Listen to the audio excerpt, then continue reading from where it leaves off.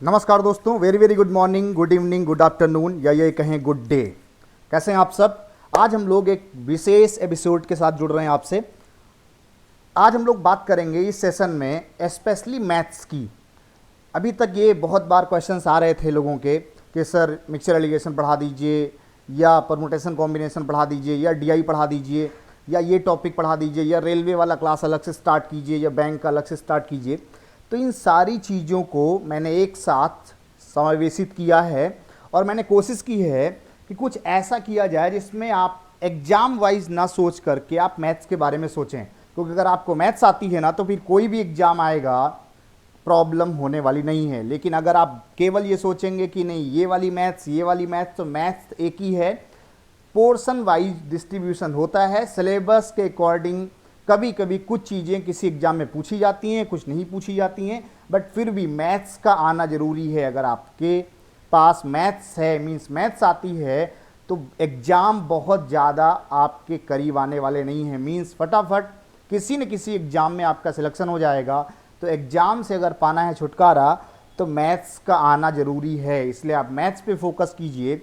इसीलिए इस मैथ्स को ध्यान में रखते हुए मैंने ओवरऑल एक शो तैयार किया है, जिसको बैंक, एसएससी, रेलवे, इससे कोई मतलब नहीं है। आपको मैथ्स सीखनी है, किसी भी वनडे एग्जाम की मैथ्स हो, अगर आपको मैथ्स आती है तो प्रॉब्लम सारी दूर हो जाएगी। तो मैथ्स मतलब मैथ्स, वो किसी भी एग्जाम की मैथ्स हो, जब मैथ्स की बात करेंगे तो आपको वो बातें सारी याद रखनी है जो 0 से लेके 10th क्लास तक या फर्स्ट ईयर इंटर तक डिस्कस की हैं। अगर वो सारी मैथ्स आपको पढ़नी है तो इस एपिसोड की सीरीज़ को आप कंटिन्यू देखते रहिए। और आज का जो सेशन है वो बहुत इंटरेस्टिंग है। स्टार्टिंग में हम लोग आज बात करेंगे इनिशियल लेवल से, 0 लेवल से मैथ्स की, जो एग्ज़ाम ओरिएंटेड भी है। बेसिक चीज़ों का भी मैंने उसमें इंक्लूड किया है।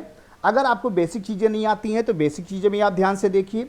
साथ में वो एग्ज़ाम के क्वेश्चंस जो डिफरेंट एग्ज़ाम में पूछे गए हैं वो भी मैंने इसमें लाने की कोशिश की है। तो जो मैथ्स की बात आती है तो उस एपिसोड का नाम क्या है वो आपके सामने ये रहा, कौन बनेगा मैथ्स का महानायक।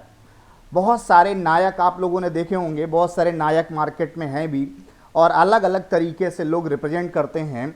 मैं आपको स्पेशली मैथ्स का महानायक बनाना चाहता हूं, क्योंकि अगर आपको मैथ्स आती है ना तो दुनिया का कोई भी वनडे एग्जाम आपके लिए दूर नहीं, क्योंकि मैथ्स है तो एग्जाम है। आप ये मत सोचिए कि एग्जाम आएंगे जाएंगे। अगर आपको मैथ्स आती है ना तो फिर एग्जाम जाने का मतलब ही नहीं है। एक बार एग्जाम आएगा और वो एग्जाम आपका अपना एग्जाम होगा जिसमें आप सेलेक्ट होके जाएंगे। तो स्टार्ट करते हैं कि मैथ्स का महानायक कौन बनेगा। इसके लिए जो लेक्चर 1 मैंने डिसाइड किया है वो सिंप्लीफिकेशन है।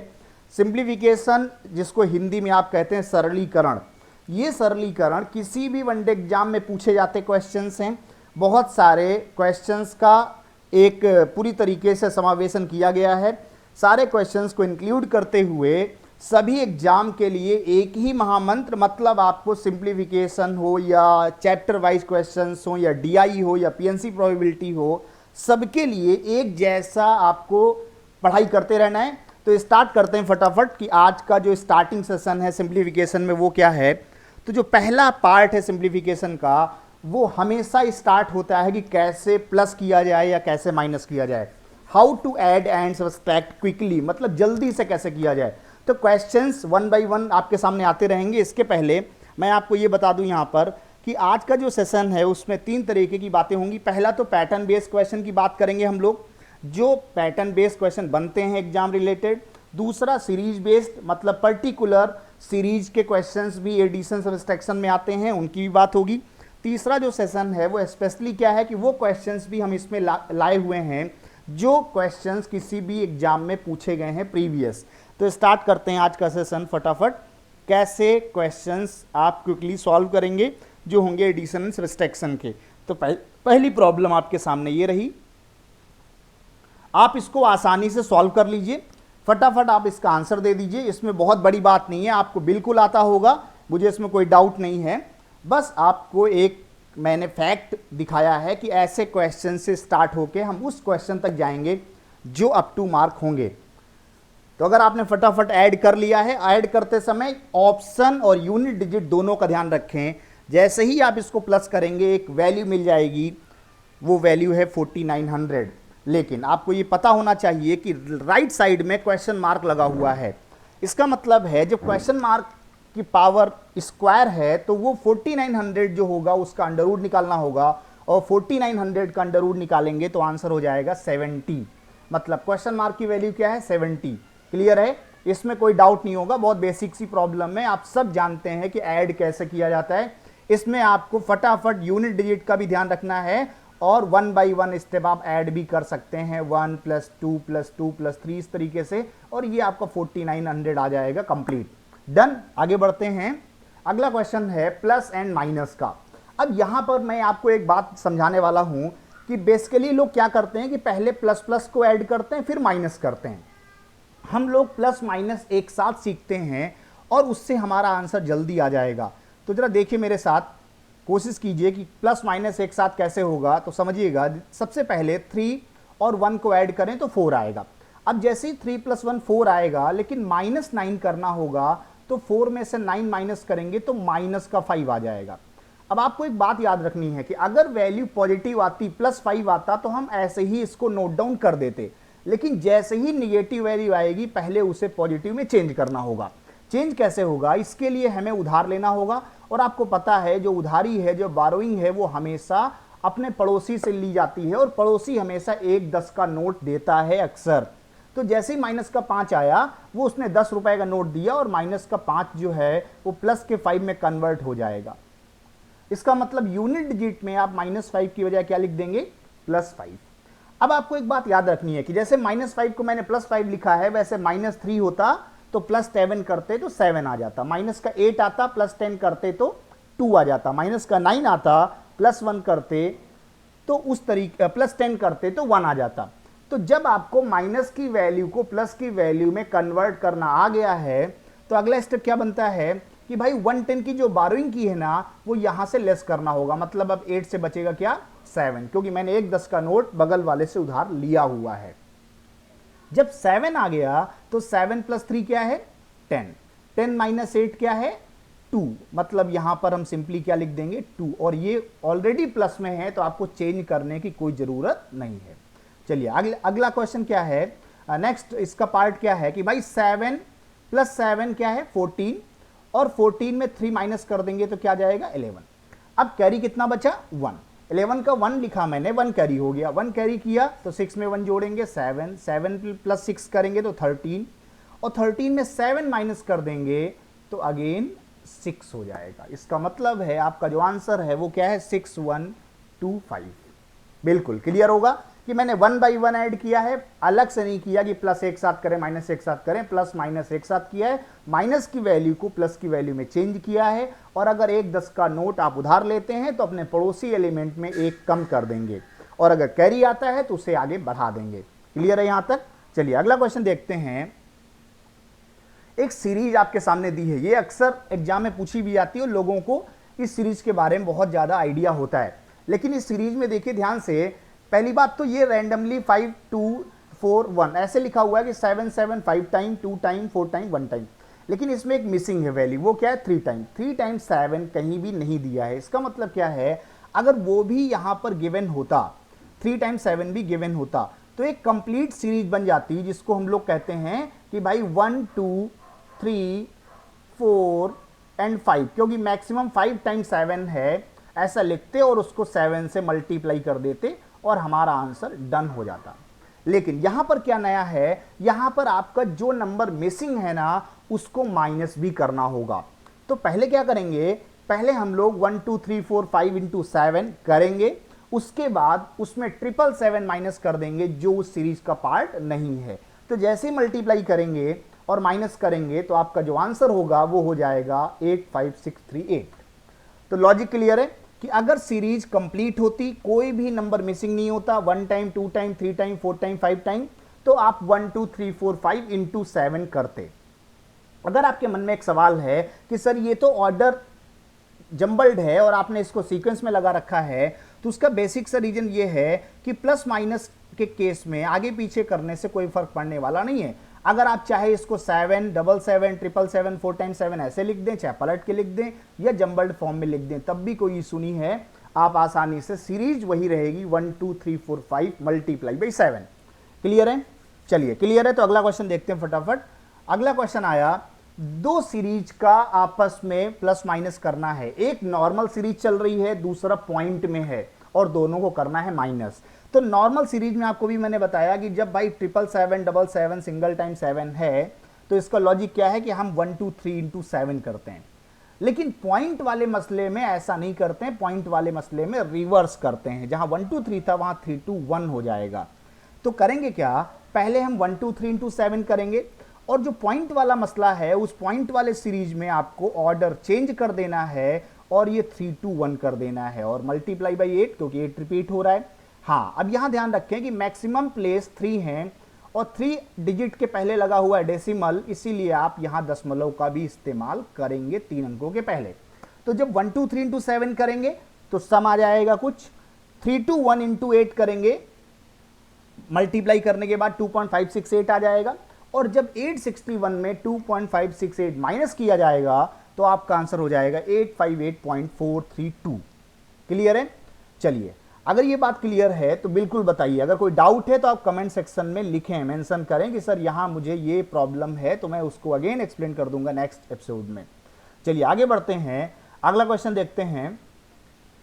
Find the sum of all the prime numbers lies between 50 and 90। 50 और 90 के बीच में सभी अभाज्य संख्याओं का योग ज्ञात करना है। अब देखिए, बताना सम ही है लेकिन प्रॉब्लम सिंप्लीफिकेशन की है, सम से रिलेटेड है लेकिन लैंग्वेज के फॉर्म में लिखी गई है, डायरेक्ट नहीं लिखी गई है।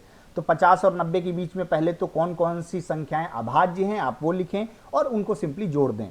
तो इस तरीके से अगर आप देखें तो पहली अभाज्य संख्या 53, 59, 61, 67, 71, 73, 79, 90 तक अगर आप जाएंगे तो ऐसी कंडीशन में 79, सॉरी ये 80 तक लिखा हुआ है तो आप 50 एंड 80 के बारे में बात कर लीजिए।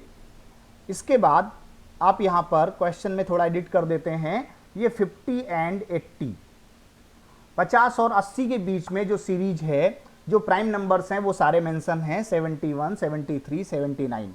अब उसके आगे आपको बात नहीं करनी है क्योंकि 80 तक मैंने लिमिट लगा दी है। तो 50 और 80 के बीच में, ये भी एक ध्यान रखें, जब बिटवीन और एंड का सेंस होता है तो उसके बीच की बात होती है, वो दोनों एक्सट्रीम पॉइंट शामिल नहीं होते। अगर फ्रॉम 50 टू 80 लिखा होता तो 50 और 80 तक सोचना होता, लेकिन बात प्राइम की है तो ना 50 प्राइम है और ना ही 80 प्राइम है। अब आप सिंपली इसको ऐड कर लीजिए, आपका आंसर हो जाएगा। लेकिन इस बात का विशेष ध्यान रखें कि प्राइम नंबर सावधानी से लिखें, कोई प्राइम नंबर छूट तो नहीं रहा है, ये भी आप ध्यान रखें। दूसरा, एग्जाम में भी अगर ऐसे क्वेश्चंस आते हैं तो प्राइम नंबर डायरेक्टली ढूंढने का कोई उपाय नहीं है, आपको कुछ प्राइम नंबर्स स्टार्टिंग के याद होने चाहिए, आप वहां पर प्राइम नंबर को ऐड कर लेंगे सिंपली। हाँ, अगर ये प्रॉब्लम रिलेटेड टू सम ना होके औसत से होती तो जितनी संख्याएं हैं उनसे हम डिवाइड भी कर सकते थे, लेकिन यहां बात तो सम की हो रही है तो सिंपली ऐड करना है और आप ऐड करके आंसर पा सकते हैं। क्लियर है? अच्छा, अगर ये क्लियर है सारी बातें, यहां तक कोई इशू नहीं है, तो अगली प्रॉब्लम पे बढ़ते हैं। और अगला क्वेश्चन क्या रहा, चलिए देख लीजिए फटाफट। फ्रैक्शन की प्रॉब्लम है, अक्सर इससे लोग घबराते रहते हैं और ये क्वेश्चन बहुत बार पूछा गया है अलग अलग वनडे एग्जाम्स में।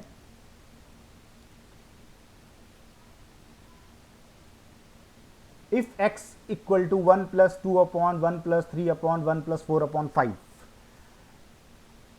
सक्सेसिव फ्रैक्शंस हैं, डिनोमिनेटर को अलग अलग फ्रैक्शंस में ब्रेक किया गया है।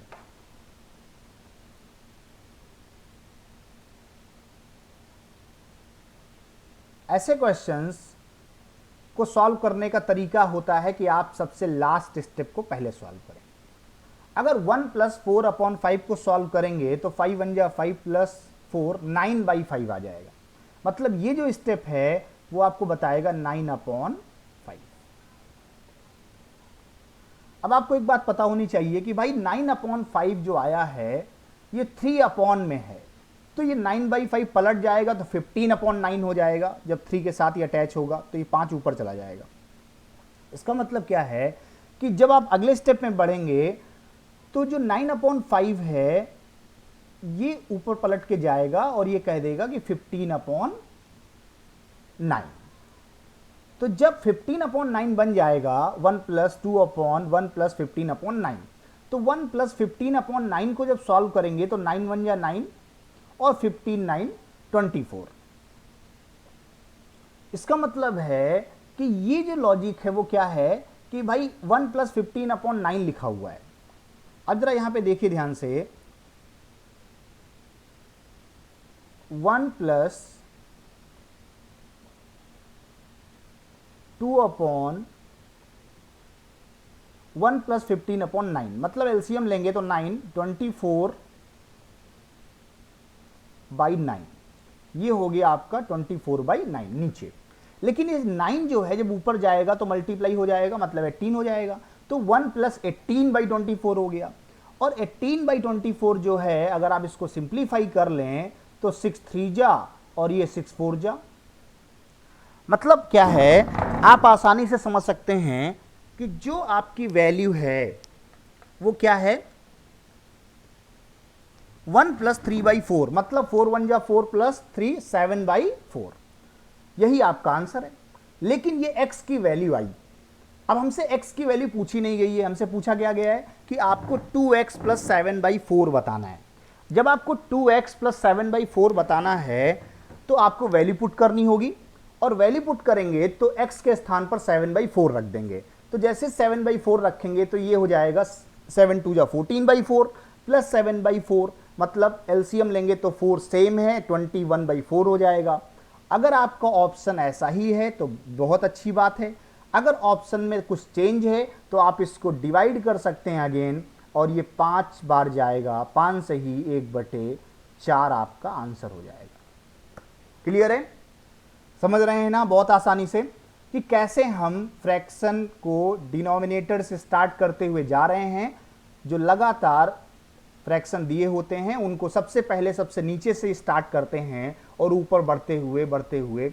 अच्छा, एक बात हम यहीं पर और आपको समझा दें, जैसे 1/3/4 लिखा होता है तो ये 3/4 पलट जाता है, ये हो जाता है 4/3।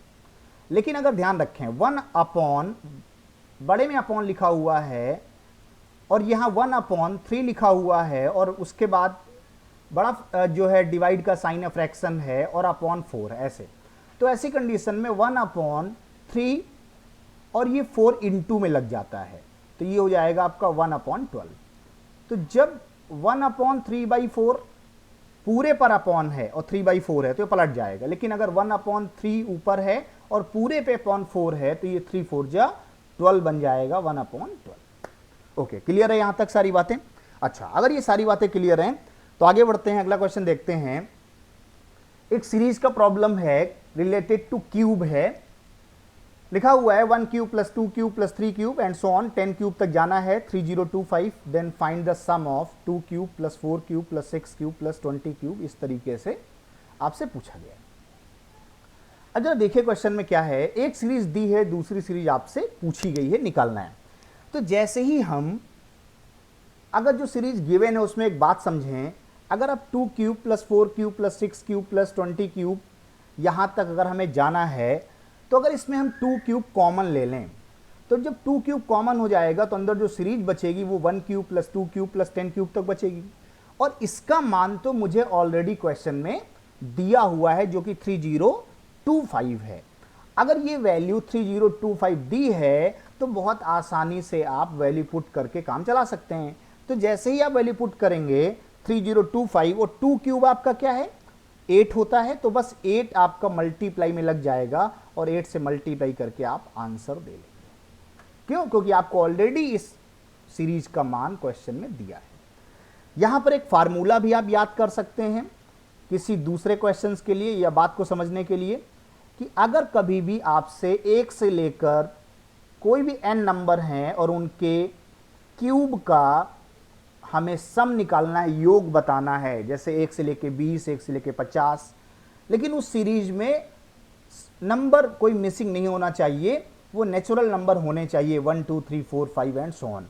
तो उसका फार्मूला क्या है 1/4 n स्क्वायर n प्लस 1 का होल स्क्वायर। ये आप फार्मूला यूज कर सकते हैं जब कभी भी 1 to n क्यूब आपसे पूछा जाए और उनके योग के बारे में बात हो, सम निकालना हो। देन यहां पर आप देख रहे हैं कि यहां पर ऑलरेडी सम दिया है, मैंने उसी का यूज किया है, मल्टीप्लाई बाई 8 किया, आंसर हो गया 24200। क्लियर है सारी बातें?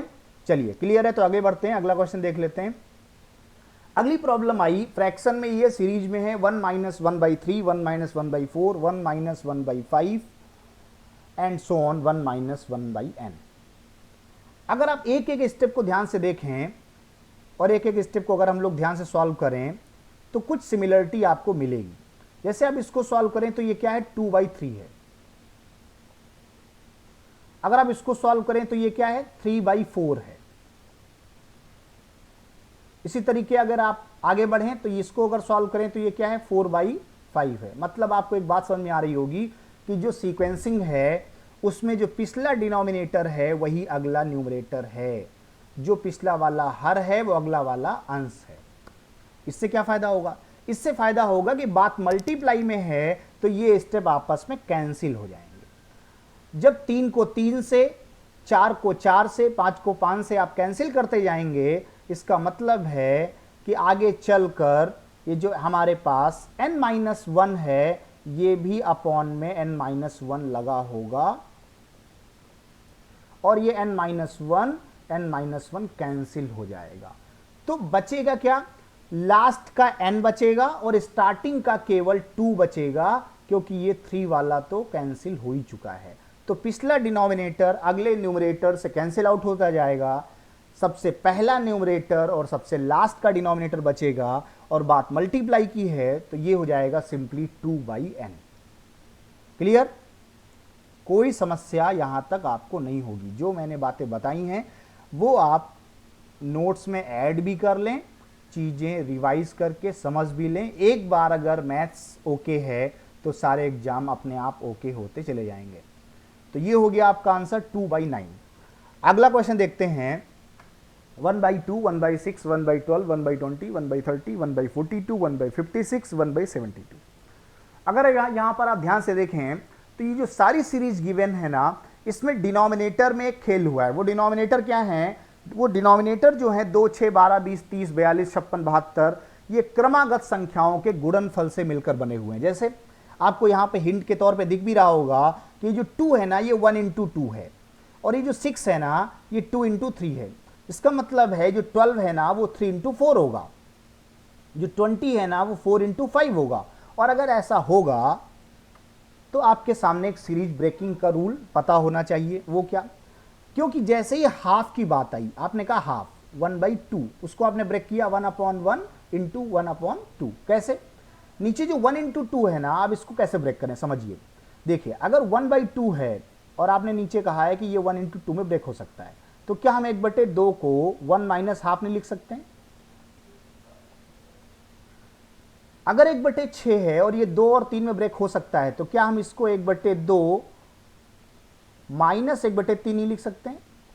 और ऐसा हम क्यों कह रहे हैं? क्योंकि अगर आप एलसीएम लेंगे तो नीचे तो 6 आ जाएगा, और 2 से गुणा करेंगे तो ये 3, और 3 से गुणा करेंगे इधर तो 2, तो ये ऊपर सॉल्व करके जो 3 - 2 करेंगे तो फिर 1 आ जाएगा, तो ये 1/6 आपका फिर आ गया। इसका मतलब क्या है कि जैसे ही आप इस सीरीज को सॉल्व करेंगे तो ये ब्रेक होती जाएगी 2 पार्ट में।